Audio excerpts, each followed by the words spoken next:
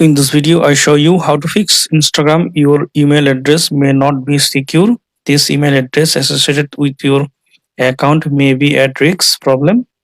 For fixing this problem, open Play Store, search Instagram. Now up to date your Instagram app. Then go to settings. Then go to apps. Then go to see all apps. Now search for Instagram app. Click on Instagram. Click on post history. Click on OK. Now click on storage and cache. Clear cache. Then clear the storage. Then delete. Now open your Instagram app.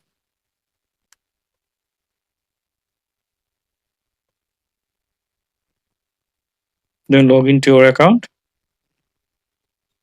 Now I hope that this method fixes your problem. Your email may not secure problem. Thanks for watching. Don't forget to subscribe.